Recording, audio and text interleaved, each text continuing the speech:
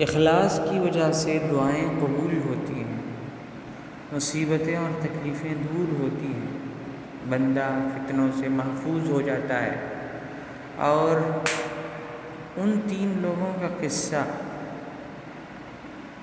جنہوں نے رات غار میں گزاری تھی اور چٹان ان پر بند ہو گئی تھی، اللہ تبارک و تعالیٰ نے ان کے اخلاص اور ان کے اعمال صالحہ کی بدولت میں نجات دی۔ اخلاص کا سرچشمہ دل کی نیت ہے، نیت ہی عمل کا معیار اور اس کا منصف ترازو ہے، جس کی وجہ سے اچھے برے اعمال اور صحیح اور غیر صحیح عمل کا پتہ لگایا جا سکتا ہے۔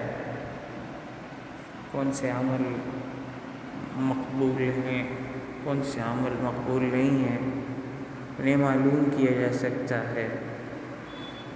اسی وجہ سے طاعات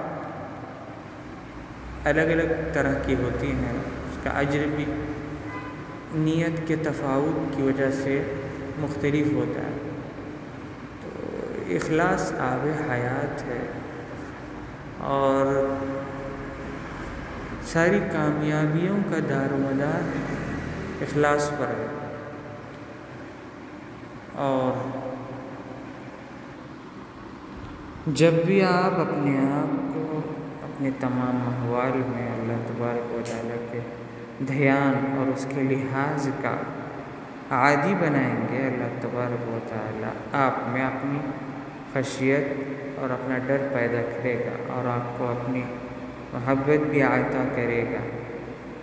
اس لیے کہ جب آپ اپنے اقوال اور افعال میں اللہ تبارک و تعالیٰ کی رفاقت اور معیت کا استحضار اور دھیان رکھیں گے، تبھی آپ اللہ تبارک و تعالیٰ کی اچھی طرح سے عبادت کر پائیں گے۔